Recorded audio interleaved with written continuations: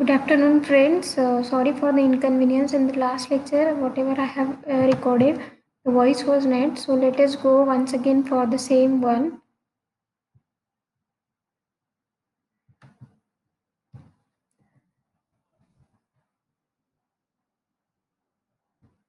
So what we have seen in that lecture is how to find out the Lagrange's interpolation formula in the last lecture. Now we'll see what is Newton's interpolation, Newton's forward difference interpolation formula, and the Newton's backward difference interpolation formula. Okay.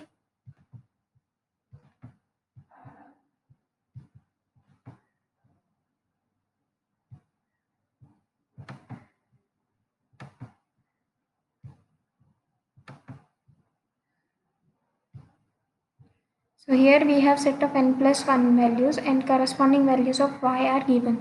Say values of x0, x1 up to so on xn and values of y is y0, y2 up to so on yn is given. Now we have to find out a polynomial y of x which agrees with f of x in such a way that f of xi should be equal to yi or y of xi. Okay. Now but Newton's formula.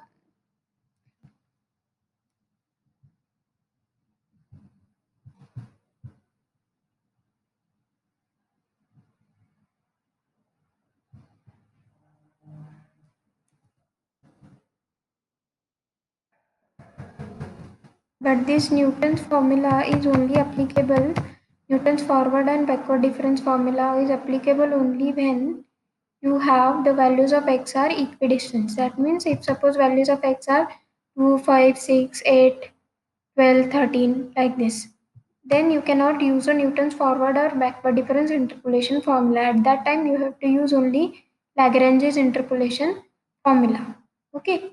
But now you can see what is a Newton's forward difference interpolation formula and Newton's backward difference interpolation formula. Okay. So here set of n plus 1 values are given. We have to find out y of x in such a way that here the values of x and y are given. So new polynomial y of x is such that it must satisfy the condition of f. So now values of x are equidistant. So we can find out this as x is equal to x naught plus I times h. Okay. Here you can see x is equal to x naught plus I times h, or you can write it as xn is equal to x naught plus n times h. So here we can have, let us assume that we have a polynomial of degree n, that is a naught plus a1 x minus x naught plus a2 x minus x naught x minus x1 up to so on. We have the last term is an x minus x naught a x minus x1 up to so on x minus xn minus 1. Now here you can see what here the coefficient of a is 1 and the coefficient of x that is sorry uh, suffix of a is 1, here suffix of x is 0. So here you can see suffix of a is n, so last one suffix of x will be n minus 1. To find out all the values of a naught, a1 up to so on an, we have to do one thing, that is first put x is equal to x naught. So here if you put x is equal to x naught, you can get the value of a naught, because in every term there is x minus x naught. So wherever you are going to put x is equal to x naught, you will get the value is 0. Similarly, we can now find out the value of a1.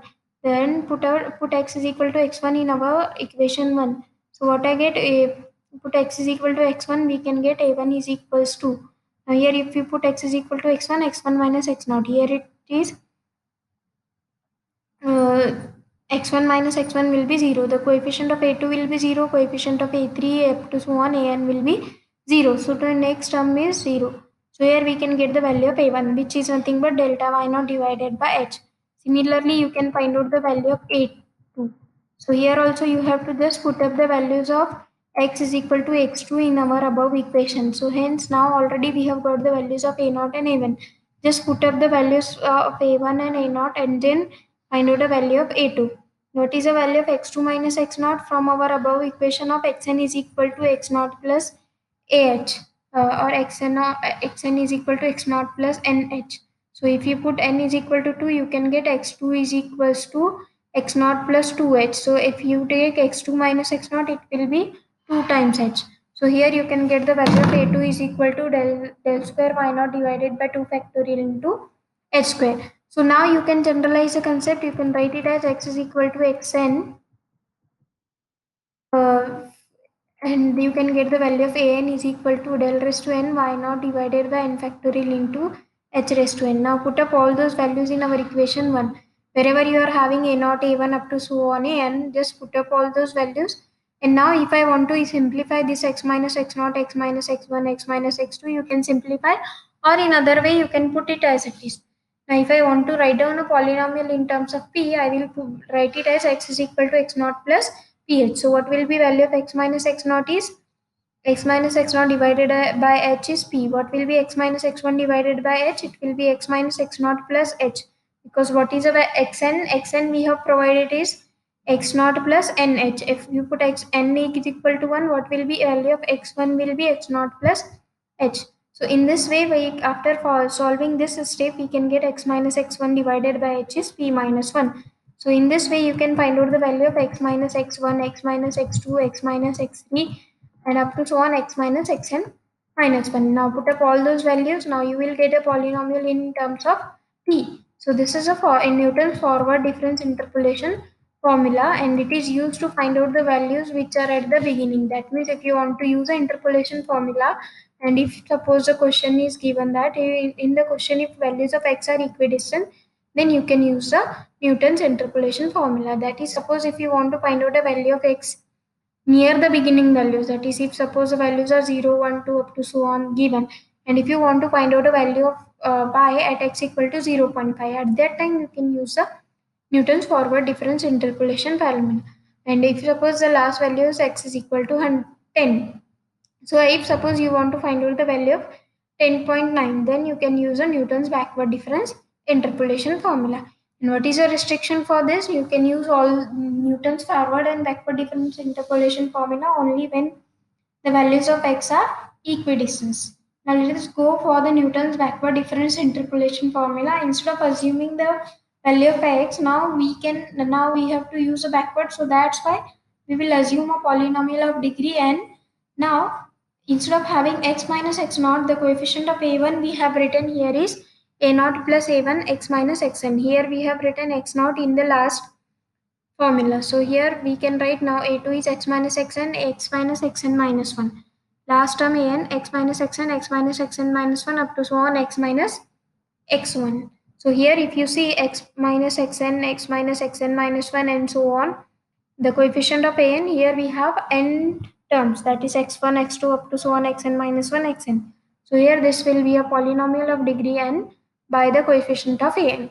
Now then we have to just put up the values of x1, xn, xn minus 1, xn minus 2 and the next step, so that we can get the value of a naught, a1 up to so on an. Now in the last method we have put x is equal to x naught, but here we have to put x is equal to xn so that we can find out the value of a naught. So here we get if you put x is equal to x naught, xn, you can get the value of a naught. So in this very similar way, you can find out the value of a1 by putting x is equal to xn minus 1. If I put x is equal to xn minus 1, what I get is yn minus 1 minus yn divided by xn minus 1 minus xn. So this is nothing but a value of your backward difference operator yn divided by h. So similarly, you can find out the value of a2 will be del square yn divided by 2h square. So in this way, we can generalize the concept an is equal to del raised to n yn divided by n factorial into h raised to n. Now put up all those values of a naught, a1 up to so on a and in above equation, and you can find out value of f of x or a value of polynomial in terms of x. Now you can put the polynomial as it is, or you can generalize just like in the last uh, interpolation. Here we have put x is equal to x naught plus ph in the last one. Now here we have to put x is equal to xn plus ph. So what will be value of x minus xn divided by h? It is p. What will be x minus xn minus 1 divided by h? What will be value of xn minus 1? That we have put here, xn minus h. From the xn, that if we subtract h, that is one term. That is a small difference, that is a common difference between values of x. If we subtract that, you will get the backward value, that is xn minus 1. So here we can find out the value of x minus xn minus 1 divided by h is p plus 1.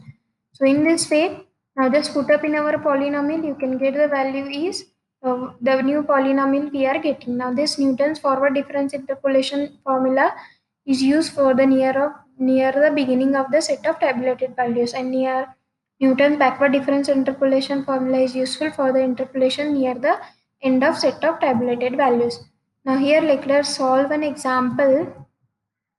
We are provided with the value. Now we have to find out a polynomial. So if you want to find out polynomial, you can use either of the method, either forward or backward one. So here we are provided values of x and y. Now just you have to use a backward difference operator. So if you are using backward difference operator, then you have to subtract 2 minus 1. From the next value, you have to subtract the previous value. So 2 minus 1 is 1, 4 minus 2 is 2, 7 minus 4 is 3, 11 minus 7 is 4, and so on. So after finding this, you can get the values of these terms. Now just put up in our formula, as we are provided with 8 values, so we will get a polynomial of degree 7. But here if you observe, all the next values are 0. So hence we can now neglect the terms del cube, del cube and onwards. That is this, only b will have yn, p y, del yn, and del square yn p plus 1 divided by 2 factorial. And the next term will be 0. Yeah, because the difference is 0. So hence now just put up all those values.